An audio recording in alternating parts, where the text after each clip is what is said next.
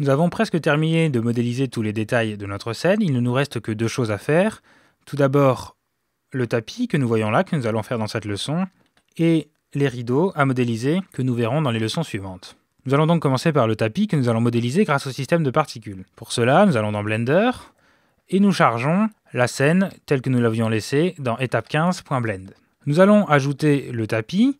Il s'agit d'un simple objet de type Mesh plan avec Shift A, Plane, et nous le redimensionnons comme nous avons l'habitude de le faire avec ici la partie dimension. Nous laissons une longueur de 2 mètres sur 1 mètre et nous appliquons avec CTRL A, Rotation and Scale.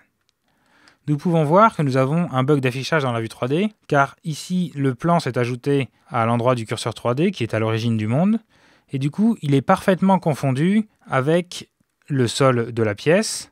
Pour éviter ce bug d'affichage, il nous suffit juste de déplacer un tout petit peu vers le haut le tapis en faisant un grab Z, je maintiens Shift enfoncé et je le déplace d'une valeur minime vers le haut, ici 0,58 mm, comme ceci, et nous voyons qu'il n'y a plus de bug d'affichage.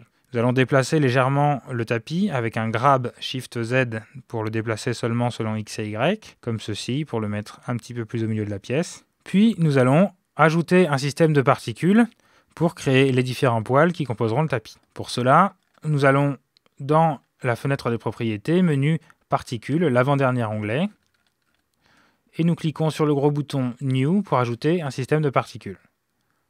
Nous pouvons le renommer tapis et choisir comme type Hair.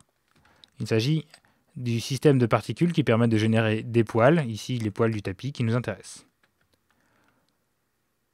Nous allons cocher l'option Advanced et définir le nombre de particules ici à 10 000, soit 10 fois plus que ce qui est affiché. Ce n'est pas énorme pour un système de particules. Nous voyons que la taille des poils du tapis est bien évidemment beaucoup trop longue. Nous changeons ce paramètre en définissant la longueur ici à 0,01. Nous aurons donc des poils sur le tapis d'une longueur de 1 cm. Nous allons ensuite améliorer un peu ce système de particules, car pour l'instant nous voyons qu'il est un petit peu trop régulier. Nous pouvons déjà cocher l'option Random ici, qui va permettre d'avoir une distribution complètement aléatoire le long de la surface du tapis. C'est un petit peu plus naturel. Et nous allons ajouter le système de Children à chacune des particules, c'est-à-dire que chacune de ces lignes que nous voyons ici dans la vue 3D va générer des enfants qui suivront ces caractéristiques. Pour cela, nous allons dans l'onglet Children ici et nous choisissons Interpolated. Nous voyons que automatiquement notre tapis devient beaucoup plus fourni. Ici, nous avons les valeurs qui nous disent que chaque particule originale a généré 10 enfants, ce qui est un peu beaucoup, et qu'au moment du rendu, chaque particule originale générera 100 enfants. Nous allons limiter ces valeurs à 5 affichés et 5 également au rendu.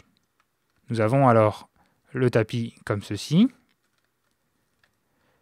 Dernier effet, avant d'en terminer, nous voyons que pour l'instant, tout ceci est un petit peu régulier. Nous pouvons jouer avec différents facteurs pour éviter cela. Ici, dans le facteur Clump, cela permet de créer des bosquets au niveau des poils du tapis. Nous allons légèrement incurver ces poils, comme ceci, jusqu'à moins 0,076, peut-être même un peu plus. Voilà, comme ceci. De même pour le paramètre Shape, qui permet, lui, d'incurver les différents poils de tapis. Nous allons l'incurver légèrement vers l'intérieur, comme ceci, à 0,076.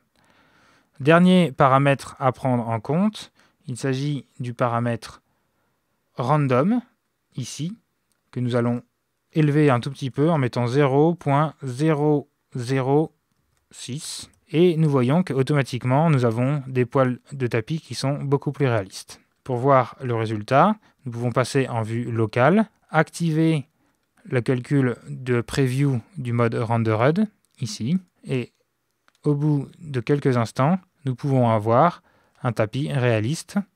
Si nous zoomons, nous attendons un petit peu que le calcul se fasse, et nous voyons, comme ceci, que nous avons un tapis assez réaliste en quelques clics seulement. S'il y a trop de trous au niveau du tapis, il nous suffit tout simplement d'augmenter le nombre de particules qui sont affichées. Les temps de rendu sont un petit peu plus longs, mais le résultat est également plus réaliste. Nous repassons en mode solide avec le raccourci clavier Shift Z qui permet de passer alternativement du mode rendered au mode solide. Nous repassons en vue globale avec la touche / du pavé numérique. Et maintenant que nous avons ajouté ce système de particules, nous pouvons sauvegarder avec un file, Save As, étape 16. Et nous allons pouvoir passer à la partie suivante.